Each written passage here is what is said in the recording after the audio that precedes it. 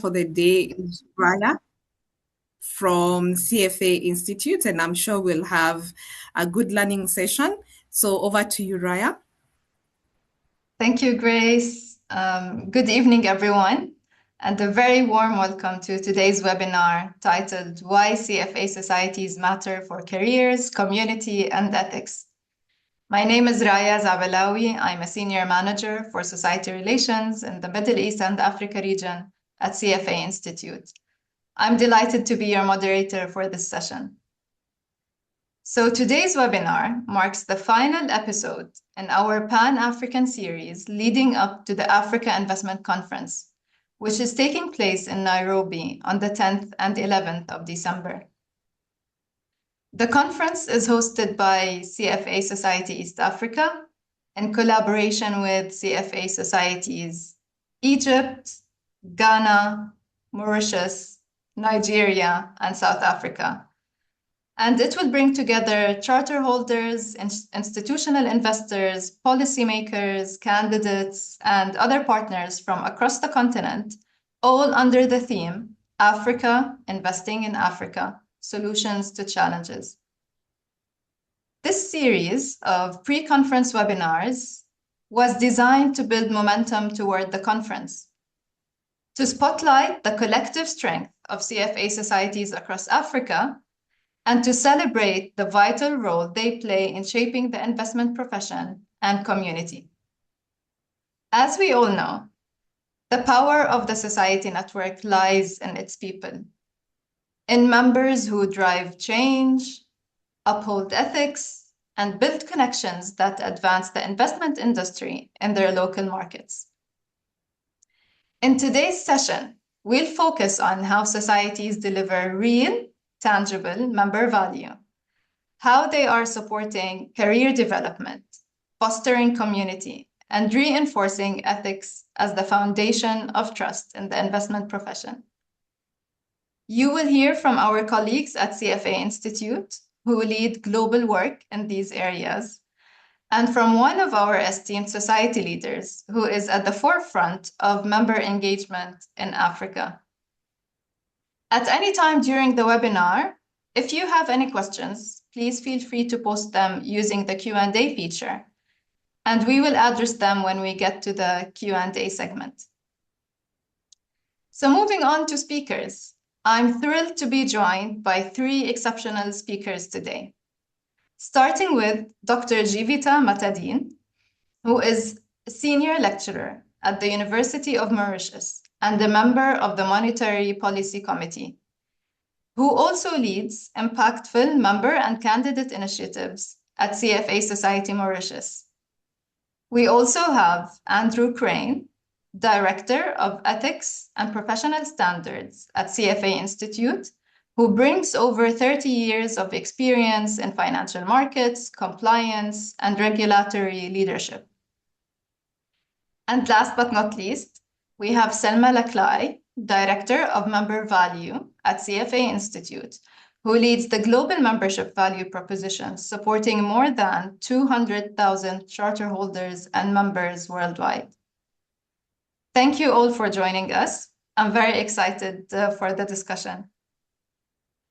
Before I hand over to Selma to kick us off, I'd like to play a short membership video, which includes some member testimonials, just to set the stage for the discussion ahead.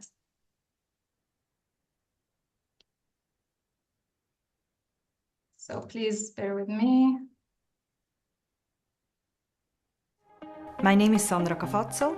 I'm head of institutional business at Zurich Invest, and at the same time I'm also president of the board at the CFA Society Switzerland, where I really interact with the CFA community.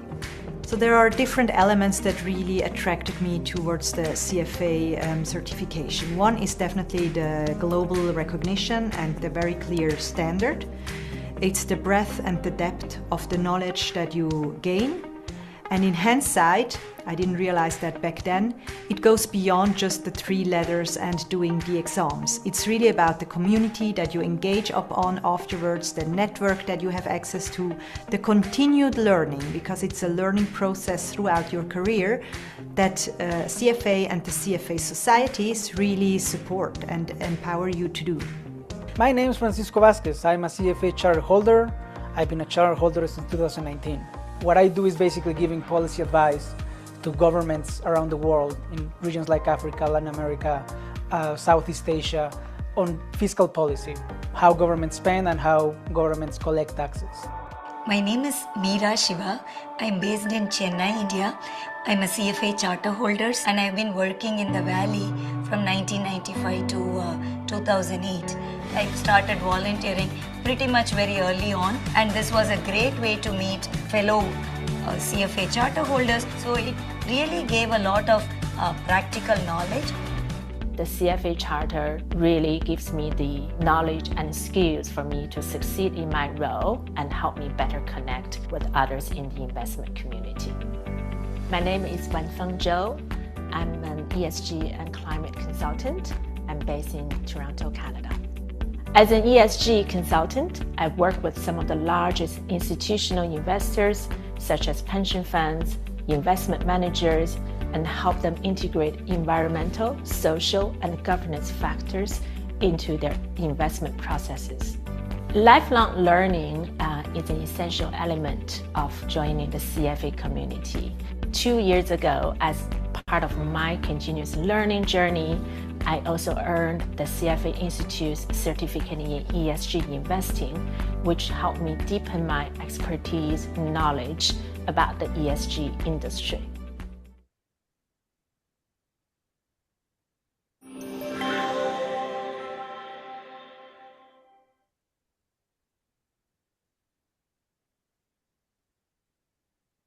Okay, so with that, I'll now hand over to Selma for an overview of global member initiatives and how societies deliver value locally.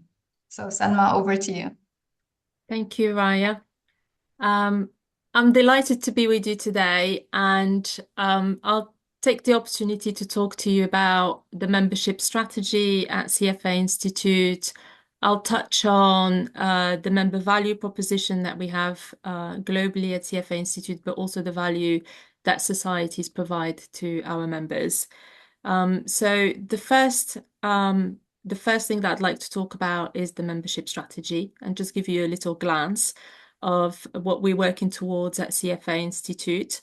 So my role is Director Member Value, and I have a team who's very, very busy building lots of great benefits for our members everywhere around the world.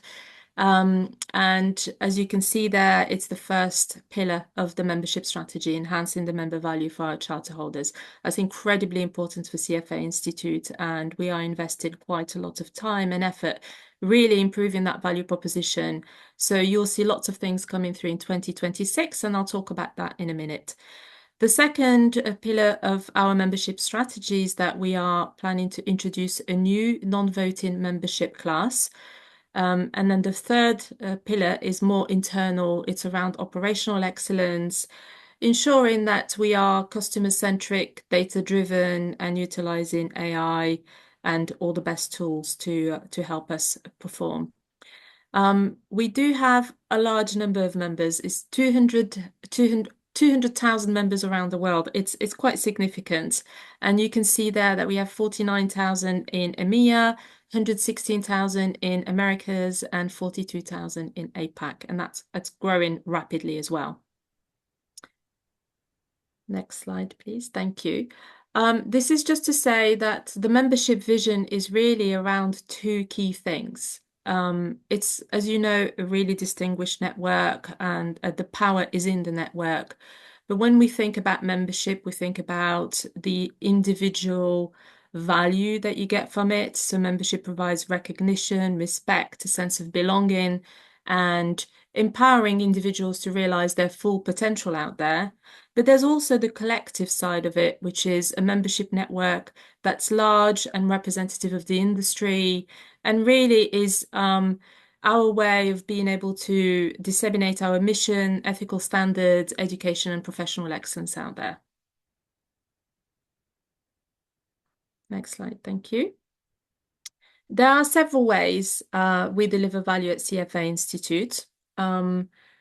We have, first of all, we care a lot about the brand awareness of charter holders out there in the marketplace. So we spend a lot of careful strategic thinking about ways we could elevate the brand of CFA in everywhere around the world. We have campaigns going on and all sorts of initiatives. So this is something that we hear a lot from our members. They want to make sure that CFA is investing in the charter holder brand, and that's exactly what we're doing. The second thing we're hearing from our members is that you want us to support you with career development and career support. That's incredibly important at different career stages, whether you're early career or mid-career or quite senior. There are different circumstances in your career where you will require support from CFA Institute. And what we're currently doing is making sure that you have access to a really good job board. So we just launched a new job board in 2025, back in May.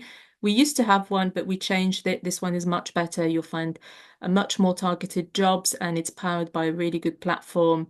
We are working towards launching a global mentoring program that will be coming towards the end of 2026. And the idea is that in the future, it would allow societies to run their local mentoring program as well. We also looking to launch career services, and that will be coming in May 2026. What I mean by that is things like coaching, helping you write your resume or CV, your LinkedIn profile, getting you tips on how to negotiate your salary. So all those services that are really quite helpful, whether you're pivoting your career or whether you're new in the industry. The other thing that we're doing is creating a lot of content, specifically around career. And what we want to do is make sure that you hear stories from charter holders. So it's very much from charter holders to charter holders, and really enhancing that network, because there's some amazing stories out there.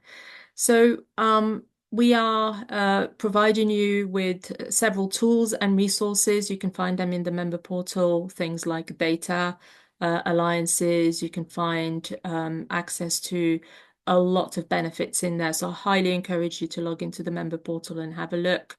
There's a lot of content that you can access as well. We are basically going to be doing 12 member exclusive webinars throughout the year.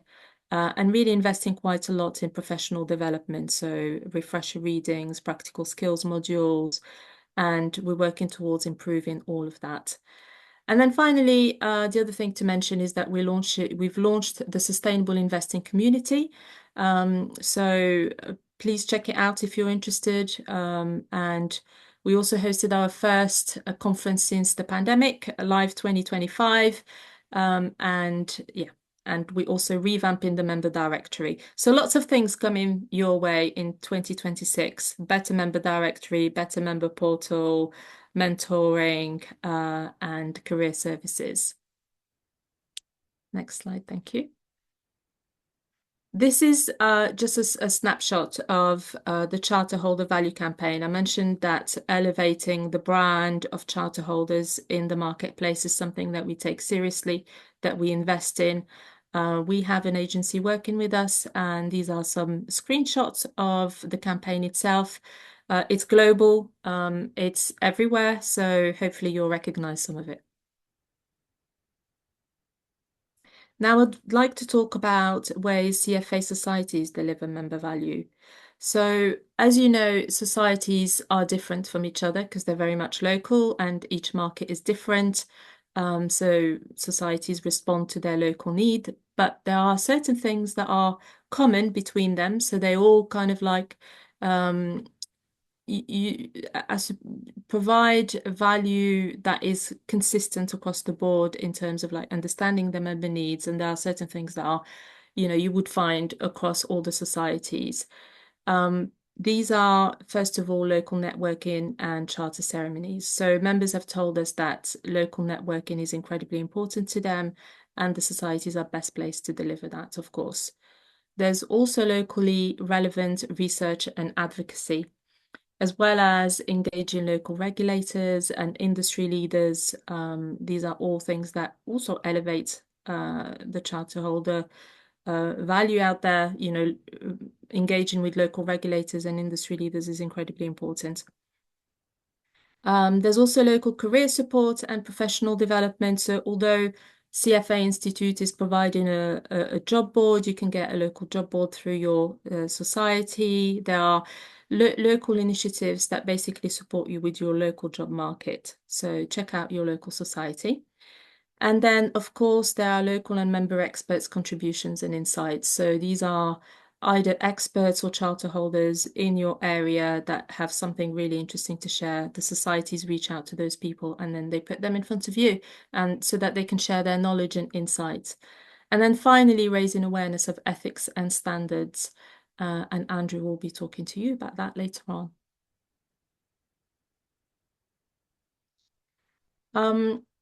These testimonials are actually coming straight from the members themselves and from societies. These are what they're saying about societies in Africa. So it's very recent. It's from August 2025. We do basically a survey fairly regularly called the Net Promoter Score, and it measures satisfaction. And we do that for societies as well as CFA Institute. And these are some of the fantastic things that I pulled out from the comments that the members have left.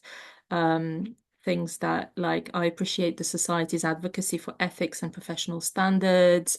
The society provides meaningful networking and career-related opportunities. The webinars and learning sessions on economic and financial matters are highly valuable.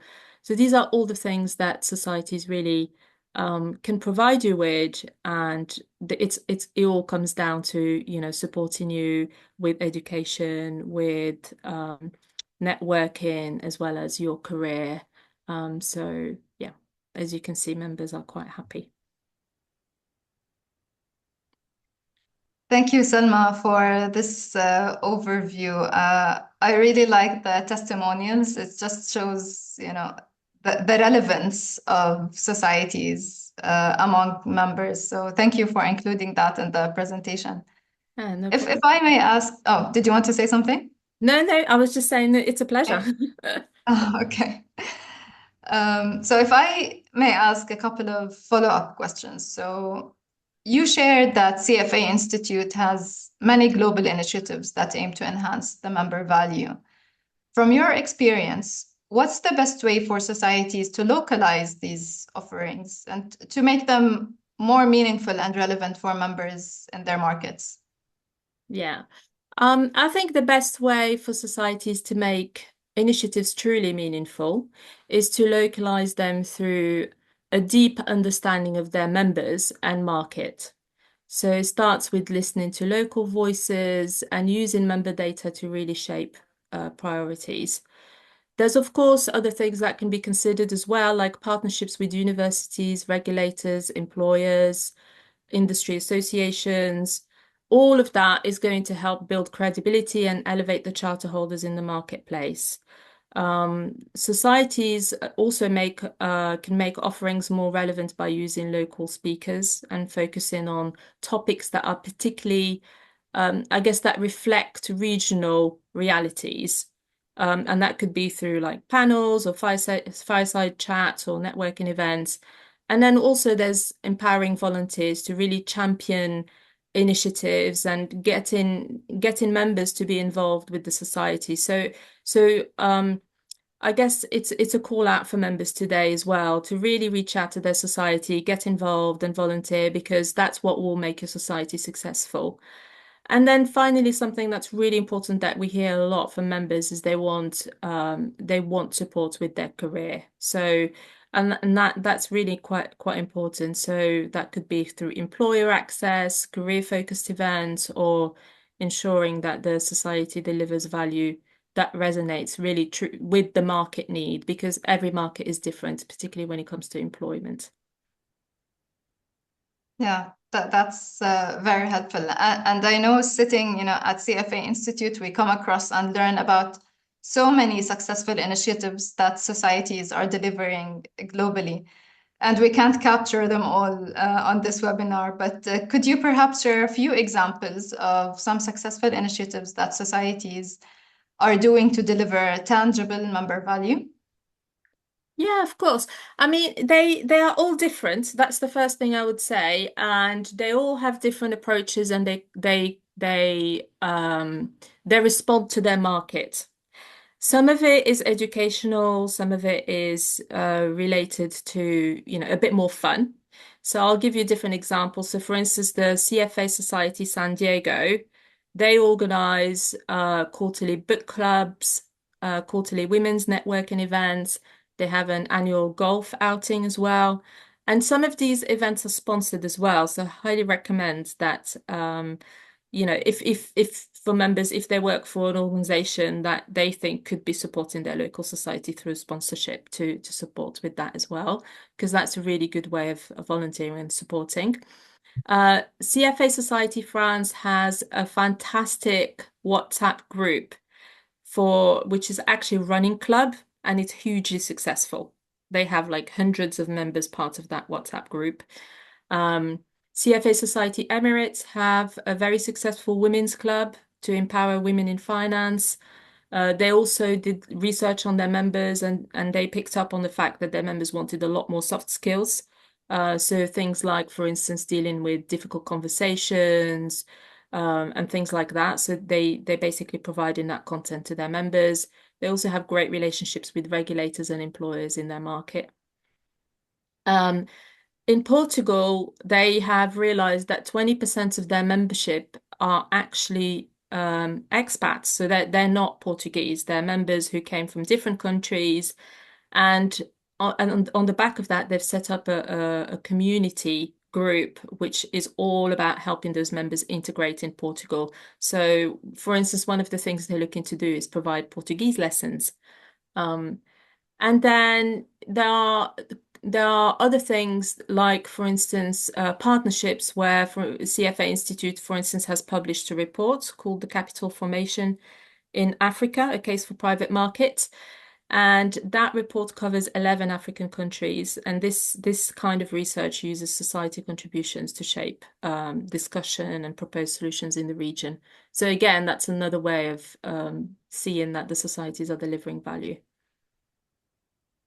Great, thank you. And I totally agree. The key to delivering successful initiatives is to first understand your membership base and what their needs are. So yeah, thank you for sharing these. So I have other questions, but maybe just to conclude with one before we move on to our next speaker. Mm-hmm. From your perspective, why do you think it is important for members to engage with their local society? So I think the offer from CFA Institute globally is different from the offers that your societies will be providing you. Societies are local. So I think engaging with local society matters because it connects members to the people, the opportunities, and the insights that are most relevant to their own market. Members have consistently told us through research, and we do a lot of research. They tell us that they value local networking, they value locally informed speakers, local career connections that really reflect the reality of their region. So the societies where I think the CFA local community becomes real. It's where members build relationships, they stay current on their market developments, and they access opportunities that I think would be a lot harder to find on their own or without a society behind them. I agree. Thank you, Salma. And I think now it's time to turn to a topic that sits at the very heart of CFA Institute mission, that's ethics. So today, Andrew will take us through CFA Institute's priorities around ethics and professional conduct, including how we're repositioning ethics as a practical, skills-based discipline that helps professionals navigate real-world challenges. So, Andrew, over to you. Thanks, Raya. And I'll start with a quote, which is one that I like. For me, it generates a clear vision for an individual choosing a particular course of action at a particular moment in time and considering the consequences of their action. And it doesn't define what is right in any given circumstance, but it underscores that ethics is about making a choice. Now, moving to a financial context, a similar ethical guideline to Leopold's is commonly referred to as Warren Buffett's newspaper test. And the sage of Omaha, as people know him, puts it this way: when faced with a decision, ask, how would I feel if my actions were reported in the newspaper by a smart but unfriendly reporter and read by my family, friends, and neighbours? And if the action would seem inappropriate or embarrassing when publicised, it should be avoided. Again, his approach emphasises a decision point, but I think it's slightly less reliable as it premises upon the potential for your actions to become public and creates the possibility that an individual, in weighing up the consequences, will miscalculate the weight of supposed secrecy. But putting that limitation aside, I wanted to share a real-world example of someone applying Buffett's approach. So I'm assuming that participants today on the call have heard of the firm BlackRock. I worked there for a number of years, and in my time at the firm, I interacted on almost a daily basis with some of the firm's founders. One of those individuals was the chief risk officer, a gentleman by the name of Ben Golub. Now, at the time that I was dealing with him, he had a personal net worth of about $300 million. And I asked him, what kept him at the firm? Why did he keep turning up every day? And his answer was very direct and very simple, that people associate me with the firm. If something went badly wrong here, then those people might think less of me, think less of my parents, think less of my children. And he carried that ethical paradigm into every decision-making context in the firm. And that's, that really influenced the culture of the firm. But returning to my to this quote on screen, the distinction between what's legal and what is right is an important one. And I absolutely guarantee you that if you have a career in financial services of any meaningful duration, you will face this fork in the road at some point, and possibly often. The difficulty is that applying ethics to make the right decision is not a mathematical formula where the variables of any given situation are input and therefore the decision is obvious. Rather, ethics is a practice in applying critical thinking to challenging and complex situations to make appropriate choices. Next slide, please, Ryan. So how can you make appropriate choices? Well, the Institute provides what we call an ethical decision-making model. I'm not going to spend too much time going through this slide, but I do encourage you all to take a copy of it and practice using the four-step process to help your, let's call it, muscle memory, to be able to first identify that you're faced with an ethical decision, and secondly, to steer you towards the right answer. So the side benefit of becoming familiar with this model is that if you do choose to take up a CFA program with a view to becoming a charter holder, you'll be that much more advanced than anyone else that's trying to learn the program. So the four steps are: identify, in any situation, what are the facts? Understand to whom you owe a duty. It's important that every CFA charter holder, that you understand every CFA charter holder attests on an annual basis that they will always put their client interests ahead of their own.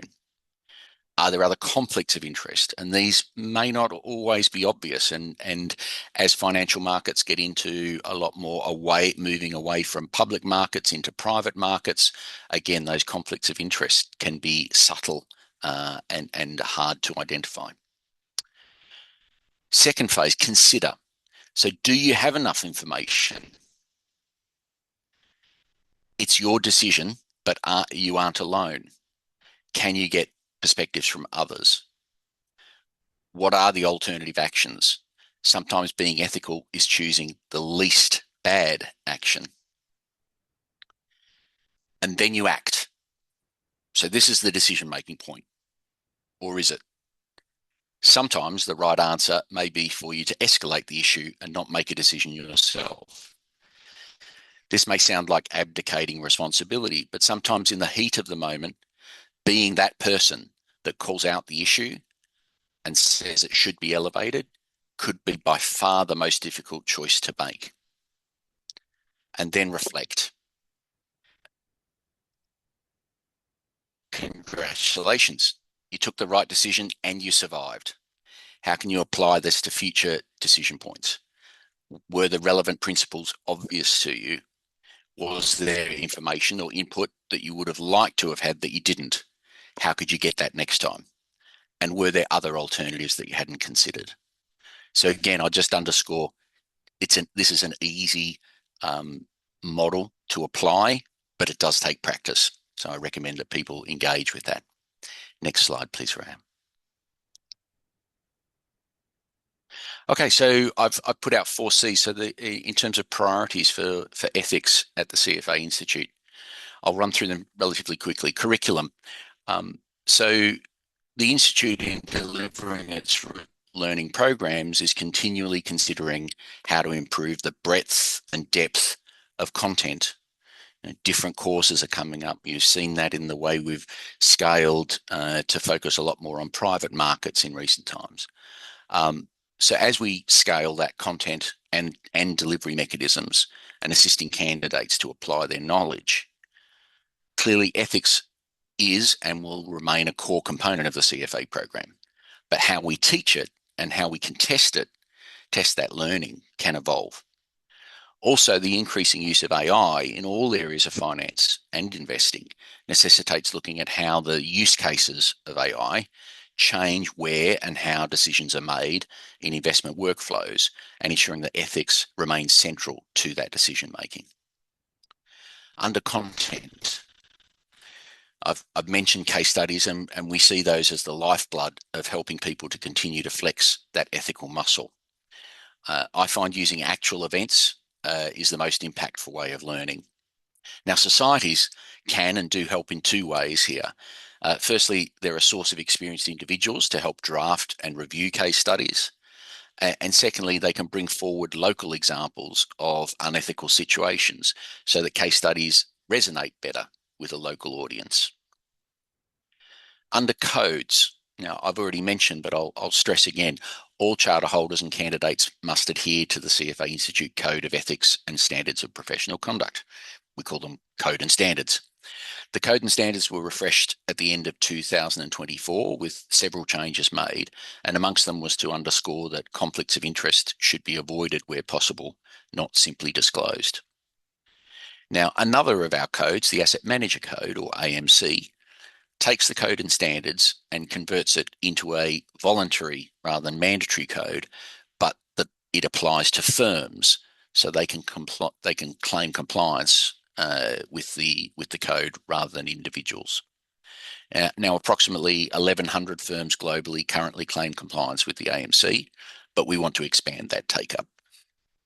And finally, with collaboration, participating in events like this, but also larger scale ethics-focused training. And we've just recently signed or agreed with the World Bank that the Institute will deliver an 8-part ethics course in early 2026 for Central American and Caribbean central bankers.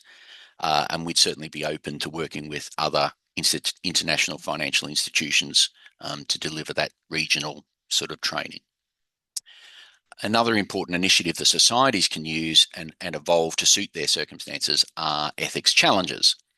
The CFA Institute helps by handling the registration of participants, some funding to assist in the admin delivery, and providing those case studies, as well as digital participation badges for participants.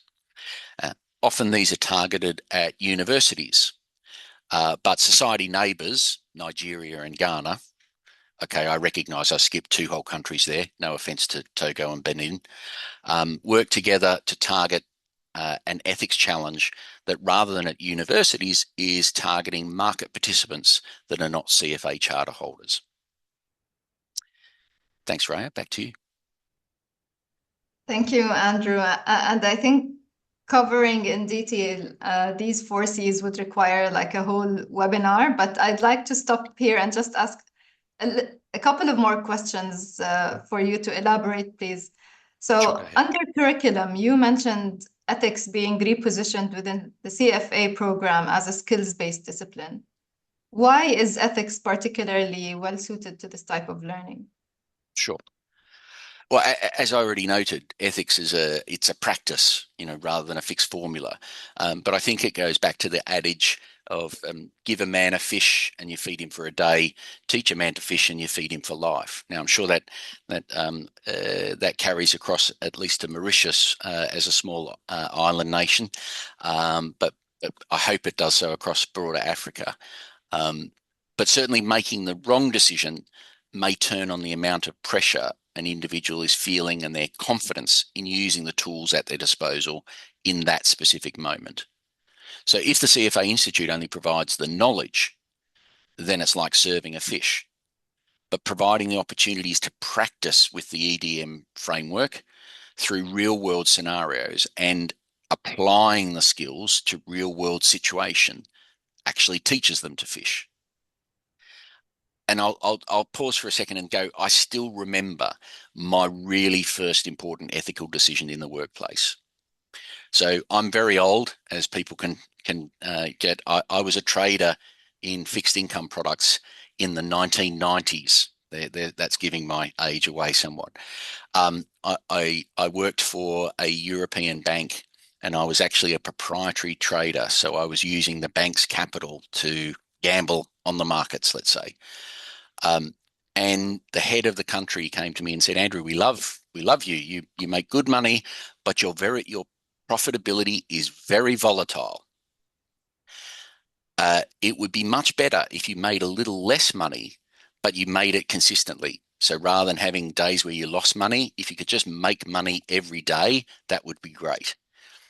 And I looked at this individual and I said, what I could do is when I have a really good day, I could hide some of that money. And then when I have a bad day, I could go and get that money back. And this person looked at me. He was a very senior person in the bank. He looked at me and he said, well, if you could do that, that would be fantastic. And he said, but that's okay, isn't it? I said, well, it's totally illegal. But, is that what you would like me to do? And the look on his face at that point told me I needed to find a new career. So I moved from banking to become a career regulator at that point. But sometimes you don't know that you have an ethical decision to make. Sometimes it is very, very obvious. But I think people need the practice because you could be faced with a situation, and the pressure that you feel in that moment could cause you to make the wrong decision. Thank you, Andrew, for sharing that personal story. It's very interesting. So if I can ask another question, under the content objective, you referred to case studies and localization efforts, and I think this is particularly relevant to societies. Could you share a few more examples of how these are being tailored to different markets? Sure. Well, as you say, I mentioned case studies that are locally relatable. And another localization strategy is to recognize that whilst English is the predominant language of finance, if we, the Institute, want to achieve our mission of promoting the highest standards of ethics, education, and professional excellence for the ultimate benefit of society, then we need to think about the ease of use of our standards by policymakers, regulators, and the general public that may not be working in English in the same way. So the Code and Standards is currently translated into 16 local languages. And I've just kicked off a project to expand that level of coverage across an additional 9 jurisdictions, working with the societies on the ground to connect with a volunteer to help review the draft translation. Importantly, engaging with societies is a two-way relationship. And when I approached the South African Society with a view to adding Afrikaans as part of the initiative, their response was pretty simple. If you want to achieve a broader local engagement, then you need 4 translations, not 1. So in response, we are now working with the society to get the Code and Standards translated not only into Afrikaans, but also into Zulu, Xhosa, and Sesotho. So that's, I think, an example where we can engage and the society can help us, but we have to listen as well to what their needs are. Great. Thank you. Thank you for sharing that example. I limit my questions to 3, so in the interest of everyone's time. But just the last one from me. So on collaboration, can you expand what this means in practice and whether there are opportunities for individuals or societies to contribute? Sure. I'll expand in just 2 words: volunteer and participate. Being an active participant in your financial market, whether it is part of the CFA Society, an organised program, or otherwise convening informal discussions with market participants, creating forums. It's a great way to create community. It's a great way to stay abreast of what's happening in your market, in global markets, and it also increases your own profile. Thank you, Andrew. Okay, so now let's move from global view to a local one to see how these values translate into action within our societies. I'm delighted to welcome again Dr. Jeevita Matadeen, who is, in addition to being a senior lecturer at the University of Mauritius and a member of the Monetary Policy Committee, is the education chair at CFA Society Mauritius. Dr. Jeevita and her team have been leading several impactful member and candidate initiatives that strengthen professional development, collaboration, and community engagement. So, Dr. Jeevita, over to you to go over your slides. Thank you. Thank you so much, Raya. So I'll start talking a little bit about the initiatives that the CFA Society Mauritius has been doing to support our members in terms of member-focused initiatives. So we've been trying to promote professional development, career advancement, networking, and the upholding of the golden ethical standards that are required by the CFA Institute. So because of that, we've been hosting numerous events over the past year with the main aim of supporting both the professional development and the soft skills enhancement. We believe that we have to equip our members with the current and relevant technical knowledge, as well as interpersonal abilities, because both of those are crucial for career growth. So if we move to the next slide, we will be able to see the key events that we've hosted recently, which are mostly focused on stimulating professional growth for our members. In May, we have organized an executive panel discussion in collaboration with the Trade and Development Bank that revolved around the theme of Africa's economic landscape from a Mauritian angle. And this was an excellent opportunity for our members to gain insights from leading industry experts, including from our Junior Minister of Finance and our CFA Society Mauritius President, Chandradev Nahigadu. And a little bit after that, in June, one of our members actually volunteered to lead a workshop on African private equity, highlighting the current market trends, the risks, the returns, and the realities of the sector. This workshop actually sparked a lot of interesting discussions among our members who were present on that day. And talking about ethics again, ACCA Mauritius organized a webinar on the occasion of Global Ethics Day, delving into ethics in the era of AI. And our advocacy chair, Yakshmi Alapen, discussed about the importance of ethics, how it matters to us as CFA charter holders and as members of the society in Mauritius. And she also explained how much this weighs in the CFA program. And she touched on how AI is reshaping the investment management world, along with, of course, the ethical challenges that comes along with that. And in the pipeline for next year, we also have an upcoming workshop that is being organized in collaboration with the Regional Center of Excellence, which falls under the Financial Services Commission, and which is actually our regulatory body here in Mauritius. And this will be dealing with AI and cross-border payments. This is actually part of an ongoing collaboration that we have with the Regional Center of Excellence. About a year or so ago, we had also organized a workshop with them, which was on ESG challenges and opportunities in the African region. And on top of that, if we move to the next slide, please, we have also organized workshops that are focused on soft skills enhancement. So recently in October, we had the privilege of having Binod Shankar, who is a fellow CFA charter holder from Dubai, and who is also an international coach, TEDx speaker, and CNBC regular. He came to lead this very interactive workshop on leadership and personal branding, where he guided our members into uncovering their core values, taught them how they could lead boldly and at the same time inspire actions, and how they could build their brands. Members who attended this session actually benefited from 6 PL credits, if I'm not mistaken. And last year in November, we were also lucky to have a masterclass on public speaking with none other than the 2014 Toastmasters World Champion of Public Speaking, Dhananjay Hitirachi.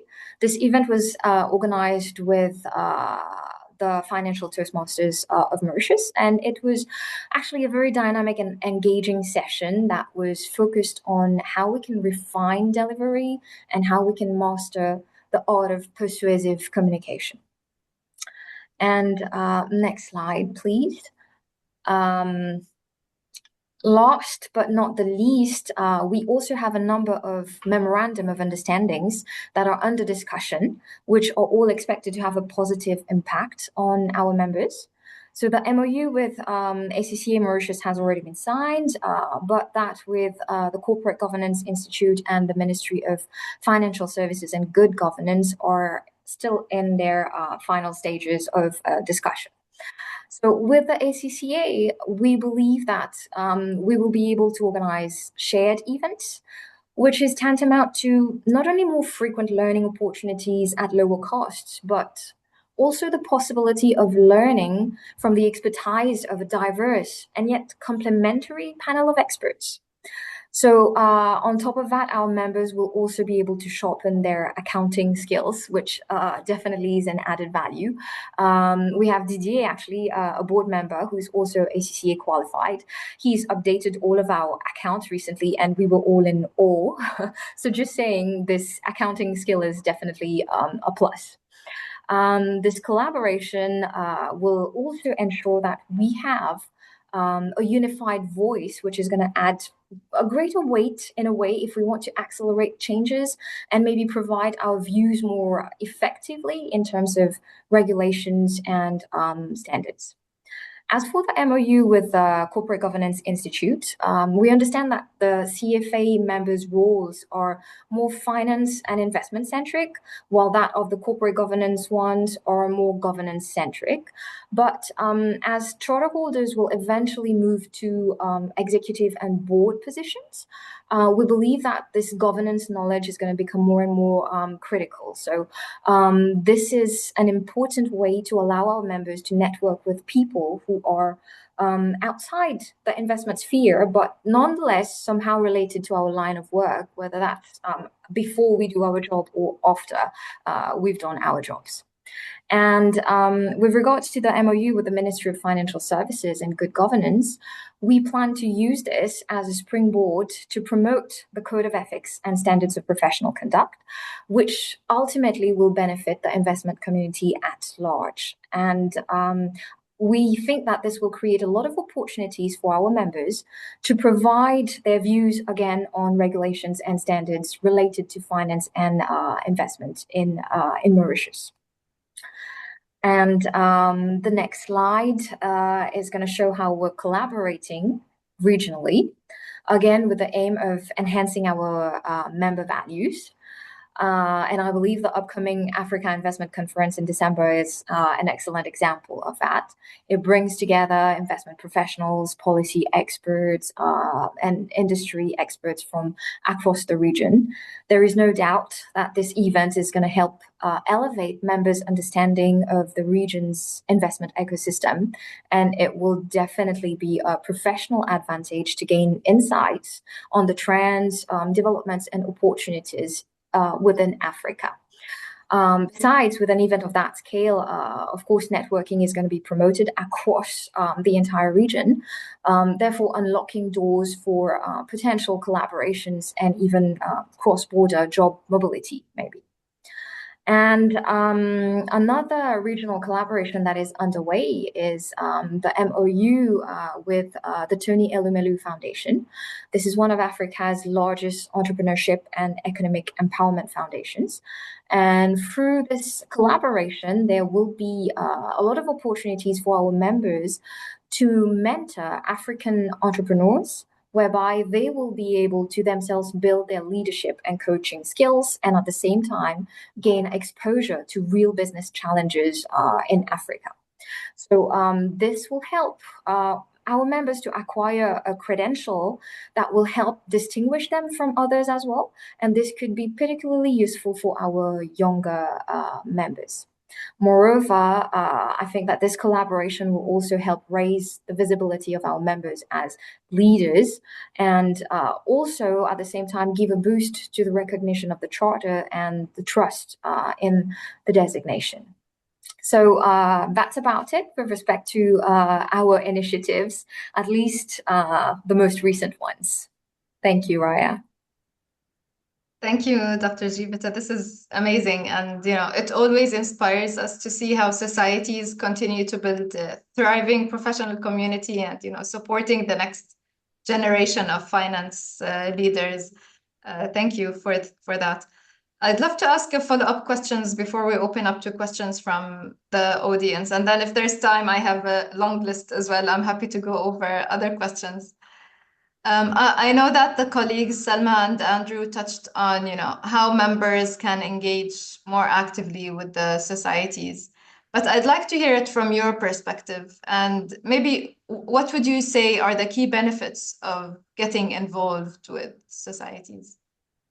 Yeah, I think for the CFA Society in Mauritius, at least, the first and biggest way in which our members engage with the society is through learning, which is something that I mentioned earlier. And you saw we've been organizing a lot of workshops, panel discussions, seminars, which are designed to help our members strengthen both their professional and soft skills expertise. And of course, with every event that we're organizing, whether it's the charter recognition ceremony or the smaller member meetups, they are designed in such a way that they create meaningful networking opportunities. And I think for us at the level of the society in Mauritius here, another important way through which our members connect with us is through volunteering. Many of our members are generously and very willingly coming forward to share their knowledge, to contribute for workshops. Like you've seen, there was this recent session on private equity in Africa that was led by a volunteer. And the thing is, they're not only volunteering for the benefit of other members, but they're also volunteering for the benefit of candidates and maybe potential future candidates as well. So an example of this would be we've had a few guest speakers at the level of the university. So they're talking to university students, a lot of whom are already registered, enrolled in the CFA program. And so they're targeting our future members in a way. And we also have a few volunteers coming forward wanting to organize competitions, again, at the level of the university, with a focus, of course, on the CFA content. We also have the support of our members through volunteering for the CFA Research Challenge, because we need them to serve as industry mentors. And surprisingly, this year we've had 18 teams participating, and we faced this very exciting challenge of finding 18 mentors. So a big thank you to Nawaz and Atish, by the way, for making that happen, our board members. So yeah, I think these are the main ways through which our members out here engage with the society. But of course, there are other ways, but they're not as common, I would say, at least here. For example, we also help by providing insights for research. Maybe the Capital Formation in Africa report would be one example. We've contributed to that as well. And of course, through surveys, because we always want to know what they're thinking so that this can sort of guide us with our initiatives and help us improve and deliver what they really want. And maybe coming back to the other part of your question about the benefits of volunteering, I think members can benefit both professionally and personally if they volunteer. From a professional standpoint, it can elevate your career because it's going to help you grow leadership skills, coaching skills, and that will increase the visibility of our members and the recognition within the industry. And through volunteering, we also have a lot of opportunities to collaborate directly with the regulators, ministries, industry leaders, and even academic partners. And it is these interactions that will eventually empower our members to advocate for ethical professional standards, to drive changes, or even to advance market integrity. And of course, on a personal level, I believe volunteering will help foster this culture of knowledge sharing and support that we can give to our community. And it gives us a deeper sense of community as well. Great, thank you. And I know when we usually reference CFA Society community, it's mainly thought of as members, but I know that our communities also include candidates, and I know that the societies do a lot in that area. So could you share some examples of how you're contributing to support, your candidates in Mauritius and what other societies may also be doing? Mm-hmm. Thank you for asking that question. We've actually been working very hard on that front too. Last year, we've actually managed to get two key programs from the University of Mauritius affiliated with the CFA Institute. It was the BSc of Finance and the BSc of Finance Minor Law. And through that whole process, we've been able to raise awareness about the CFA program and ensured that the students at the university pay a discounted fee to enroll for the CFA program. And after that, we've been actively working to secure scholarships and have reduced fees from the leading prep providers. And if I may share some good news, we have recently finalized two agreements, one with CFI and one with Analyst Prep, both of whom are offering heavily discounted rates for products that they're offering if they sign up through the society. And one of them is also offering scholarship opportunities. So in addition to that, we are also in the process of negotiating a similar agreement with Bloomberg as well, but that's still work in progress. And if I may go back to the event that we've organized with Binod Shankar, he came actually for the leadership workshop. That was an event that was organized for our members. And thanks to Dave, our vice president, we also booked him for another half-day workshop that was targeting mostly university students. Like I mentioned, we're targeting them again because they are part of our CFA candidates and hopefully our future CFA candidates. So he did a workshop with them on closing the employability gap, where he also, of course, talked about the CFA program. And during that same workshop, we also had volunteers who came forward, 4 volunteers actually, who have recently earned their charter. And they came and they shared their experience about how they've gone through the whole CFA journey and how hard and challenging it was, how they've tried again and again and struggled and finally succeeded. So I think that was very inspiring and motivating for our candidates. And it made a huge impact, I believe, that day. So yeah, that's a bit about what we're doing for our candidate community. Oh, that's great. Congratulations on all these initiatives. I'm sure your candidates feel lucky to have this support system from the society. So thank you for all you do. Thanks. I don't see any questions in the chat. So if you have any questions, please post them. But while you have a think, maybe I'll go back to Andrew and just to touch on the topic of AI, which is very topical, because also Dr. Jeevita touched on, AI and having AI workshops. So is CFA Institute considering issuing guidance or specific code for dealing with the use of AI in investing? Thanks, Ryan. Considering yes, we're not ready to roll one out just yet, but we're definitely considering it, and including in that whether we're best positioned to issue a set of codes or whether we might want to partner with others that are in that space to create a set of codes and standards.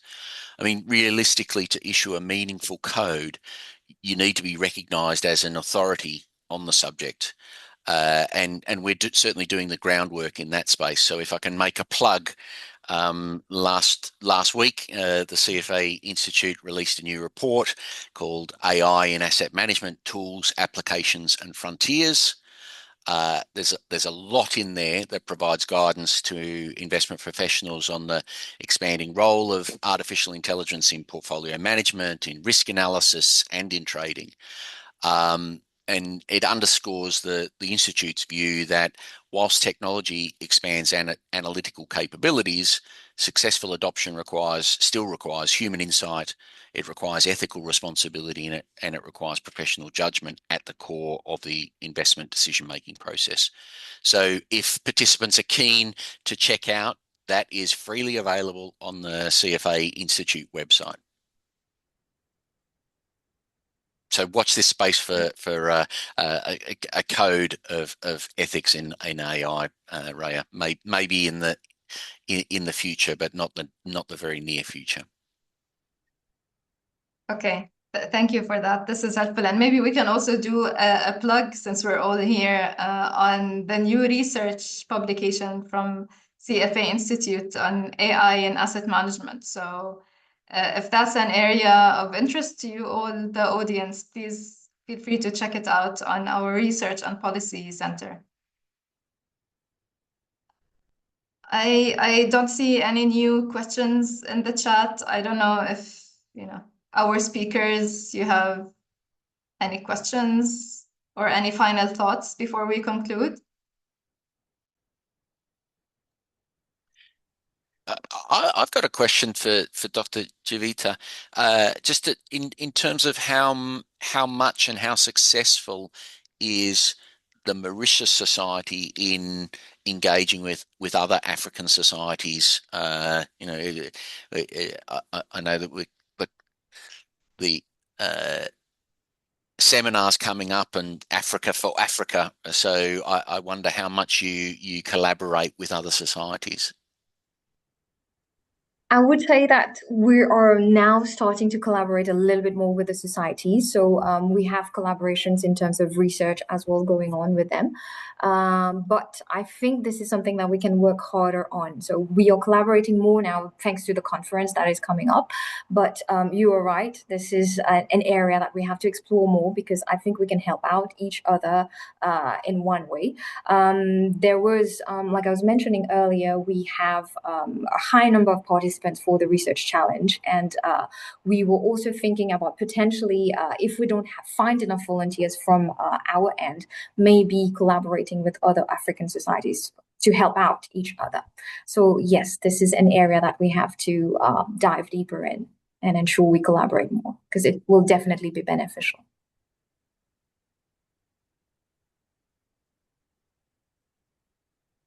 Thank you.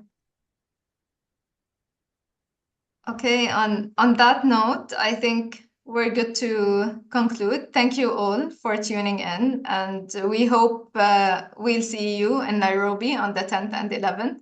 If you haven't registered yet, register to meet all of these great minds and other thought leaders at the conference. Oh, we have one question that came in. Let's address that. How is CFA Institute's intervention in crypto trading or tokenization because it's taking over?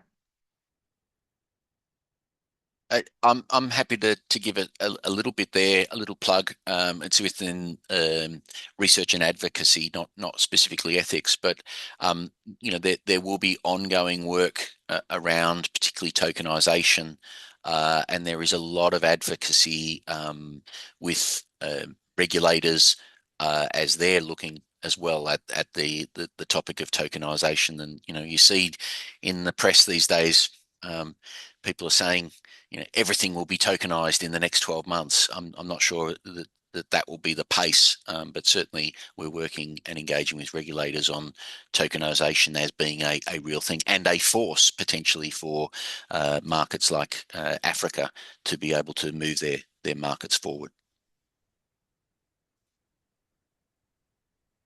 Thank you, Andrew. We have another question in the chat from an anonymous attendee. So what plans exist to build strategic partnerships with leading recruitment firms, particularly in private equity, asset management, and capital markets, to increase charterholder visibility in high-value hiring pipelines? So I think this could be a question to partially our membership team, but also our institutional relations team, who are doing great work with stakeholder outreach and institutions.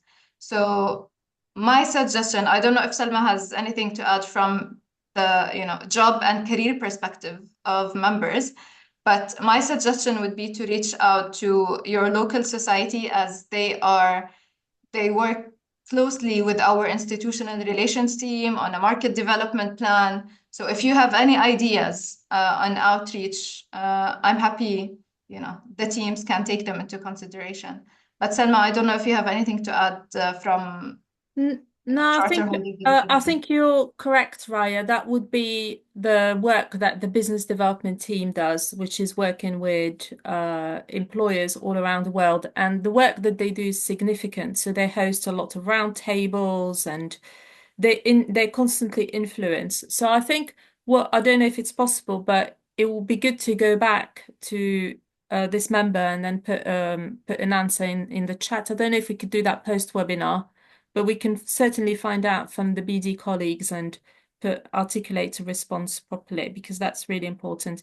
In terms of membership, I think the work that we're doing at this stage is around research and understanding what are the skills that the employers want to see, and how could we best support the members in the marketplace.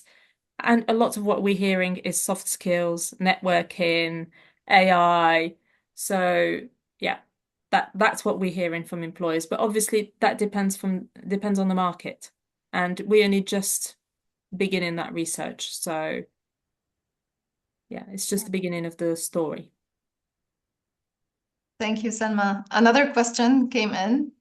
And Andrew, I think that might be for you. Yes, thank you, Sunju, for keeping ethics on the agenda. Yeah, I mean, I think what can people do? I think that the first thing any and all of us need to do is just understanding, what are the different use cases for AI? How is it developing? Starting to become more comfortable if you're not, right? So I'm again, we'll focus on, I'm a bit of a dinosaur, but how am I starting to use AI in my day-to-day work, and what are the implications for that? But I think we have to engage with the market to see, okay, how are different, and with different peer groups, how are different investment managers starting to use AI in different parts of their investment process, and understanding that, then saying, okay, well, where are the ethical issues in each of those parts, and can we have a comment on that, or can we establish guardrails with that? And how do we keep people in the loop if that's important to us? I'm not sure if that's a full answer, Sunju, but happy to take it offline with you as well.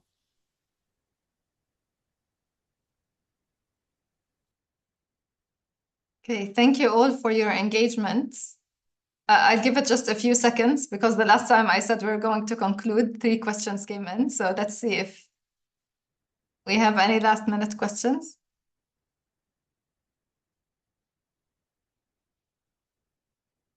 Okay.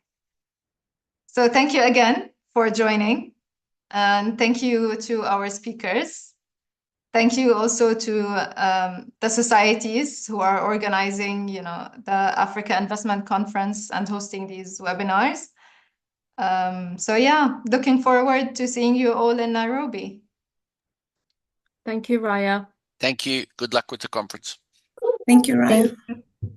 Thank you. Take care.